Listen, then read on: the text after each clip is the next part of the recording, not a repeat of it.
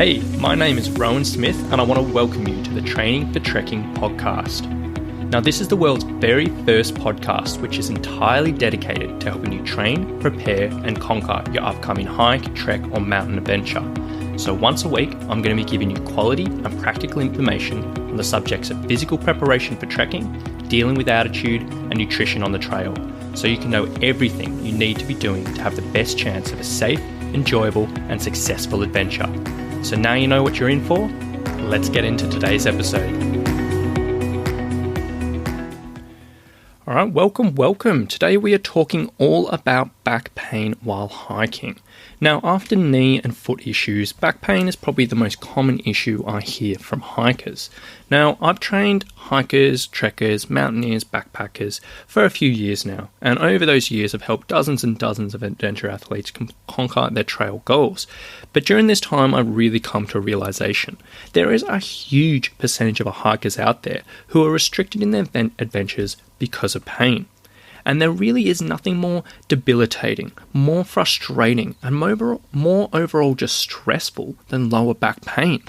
You know, in our day-to-day life, it can be bad enough. But for hikers, it really is a lot worse. You know, that jolting pain during descents, that heart-pumping anxiety whenever you step in a pothole or have a bit of a slip, a stumble, or a slide, and that constant ache during during a day on the trail, which distracts you from the beautiful surroundings all around you and really takes a huge amount of the enjoyment out of the day on the trail. You know, it can genuinely be a huge limiting factor for so many hikers out there who might dream of those larger bucket list adventures, and they're just concerned that it's just not within their scope anymore and they just cannot get through it because of these lower back issues. You know, maybe they're concerned about carrying a heavier pack. Maybe they are worried about sleeping rough and pulling up barely being able to move. Or maybe they're just simply anxious about being in pain for the entire trip and potentially not getting through it.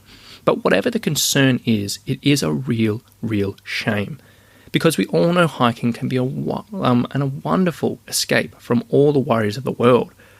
So why shouldn't you be able to escape lower back pain as well?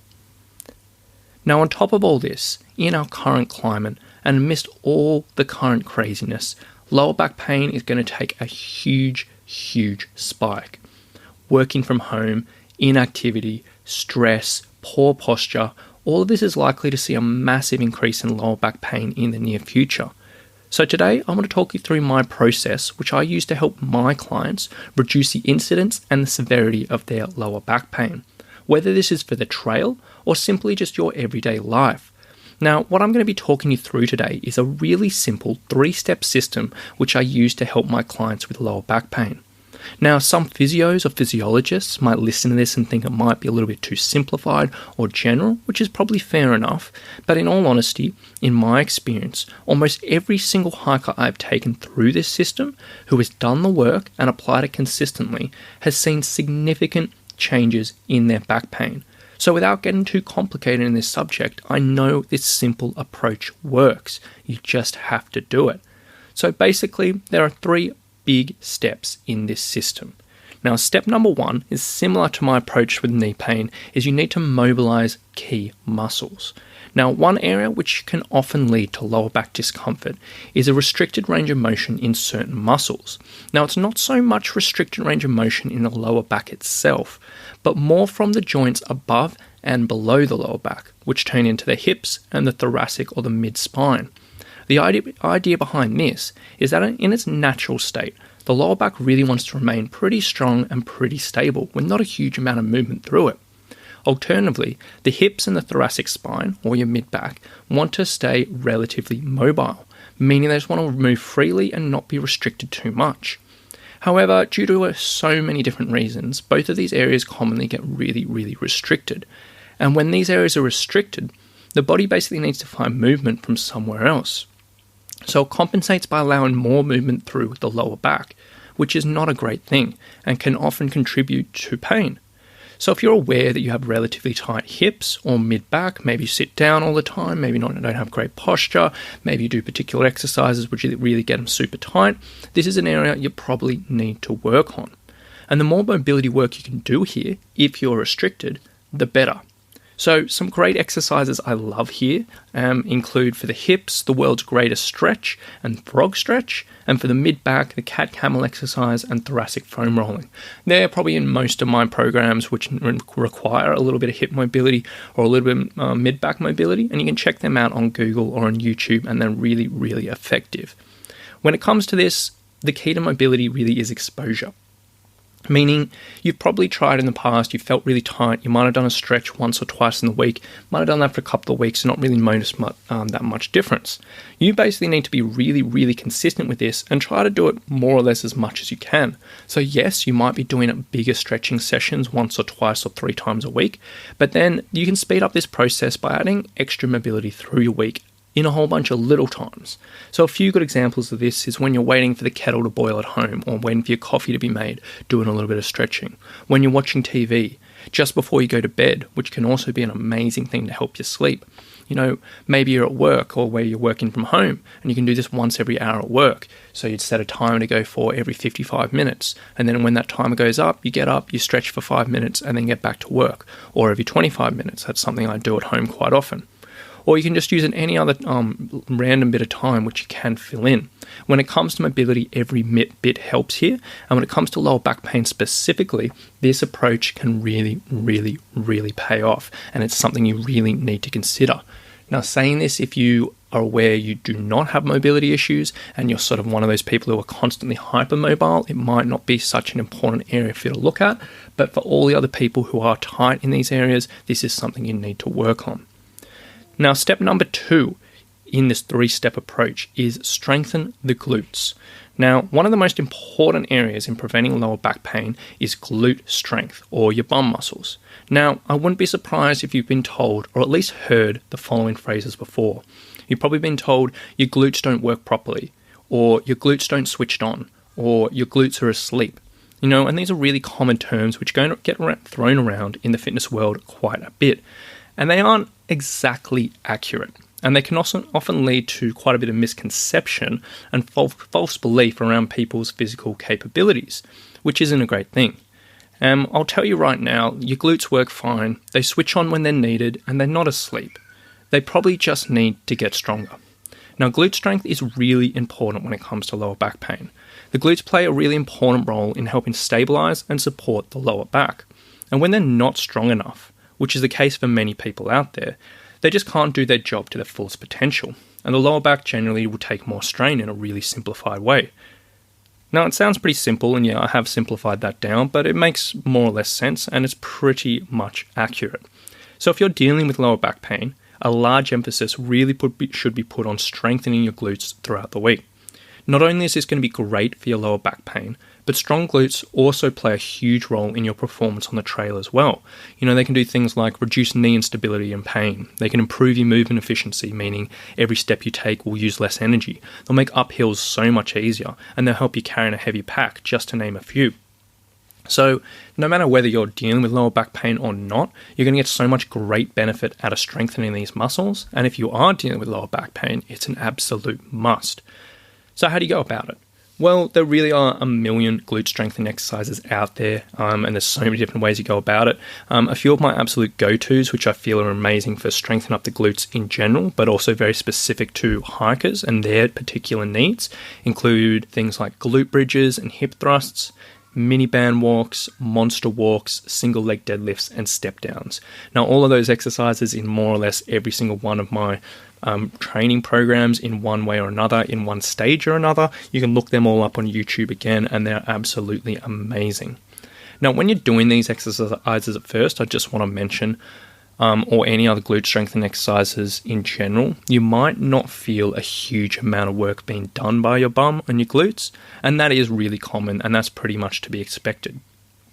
But over time, as you go through these exercises, you just need to keep on focusing on squeezing your bum through the repetitions and trying to feel as much tension in your glutes as you can. And then as you go over time, whether day by day, week by week, you'll feel it in your glutes more and more. And once you start to feel it a little bit in your glutes, everything does begin to snowball, and they start getting stronger very, very quickly. You start getting a lot more out of your exercises. It all feels easier. You'll feel the difference in the gym and on the trail, and you'll probably notice a big difference in your back as well. So the most important thing here is to just stick with it, be consistent with the training. You're probably not going to notice massive differences in the first 3 weeks or 4 weeks. It might come in the first 5, 6 weeks, 7 weeks, something down there. But just keep consistent with it, keep on concentrating on feeling those glutes working, and eventually it will pay off big. And then coming on to the third step of this 3-step plan is core training. Now, core training is incredibly misunderstood. It's a very complex subject, but I'm going to try and simplify it down very, very easy for you today. So you've probably heard the following statement that a strong core protects your back, which is half true. Now, core strength in itself is not the be-all, end-all. Plenty of people have dedicated outrageous hours of their time to doing common exercises like sit-ups, crunches, Russian twists, and they've experienced absolutely no change to either their back pain or their performance. What we want to develop when it comes to lower back pain and when it comes to hiking performance is something that's called core stiffness. So in an ideal world, the pelvis and the spine will remain pretty stable and strong throughout movement. However, if the stabilizing muscles of the core cannot maintain enough stiffness in the spine and the pelvis, they'll often lose their integrity and fall out of position during movement, which can commonly contribute to pain in the lower back. So if you suffer from lower back pain, developing and training core stiffness can help your back remain strong and stable in your training while you're on the trail and in everyday life. So how do you go about it? Well, I'll tell you right now, sit-ups, crunches, they're no-go. Don't waste your time with them. They're an absolute waste of time, and you should never be doing them if you've got lower back pain or you're trying to improve performance on the trail. They might not particularly hurt you, but they're not going to do you any good. And with my clients, what we do is we focus on something that's called anti-movement training, which is developing the core's ability to prevent excessive movement through the spine in a range of different directions. So I'm going to break this down and sort of explain in a little bit more detail now. Now, there's 3 main examples which I use this with my clients as we come through our training. The first example is something that's called anti-extension training. So a common issue for lower back pain is when the lower back goes into what's called excessive extension, or like a big arch in your lower back. In our training, or in your training with this anti-extension training, a big emphasis is put on teaching the body to resist this type of extension in the spine. So when you're going through movements and your spine doesn't fall out of position, it doesn't go into that massive arch, and it doesn't take that excessive force. So, this might be during your everyday life, it might be when you're stepping onto uneven surfaces on the trail, particularly during slips, stumbles, and falls, and a whole bunch of other situations. So 2 main exercises which I use to develop this include dead bug variations, which you've heard time and time again are my absolute favorite core exercises for hikers, and plank variations as well. So the common plank, that's exactly what it's doing, developing that anti-extension strength. The second area of this is something that's called anti-lateral flexion. So lateral flexion occurs when the torso bends to the side. And this commonly occurs during hiking, when you're carrying a heavy pack, when you go on uneven terrain, when you're rock scrambling, when you're going under obstacles, and a whole bunch of other things. And it happens in day-to-day life and training quite a bit.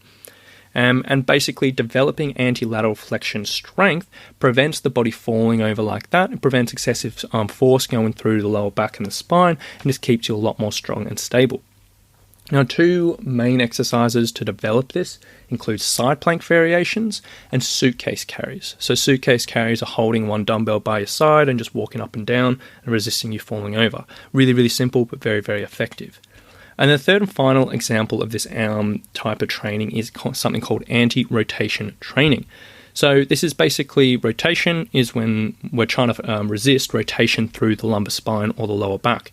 So when you're twisting around, your upper back might want to twist, but your lower back wants to stay strong and stable.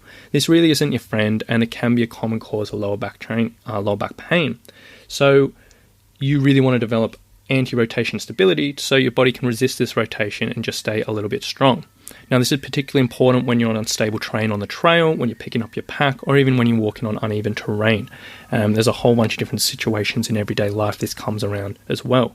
So 2 great exercises for this in your training would be Palloff press variations, that's Palloff, press, and bird dog variations, and they're both on most of my programs as well.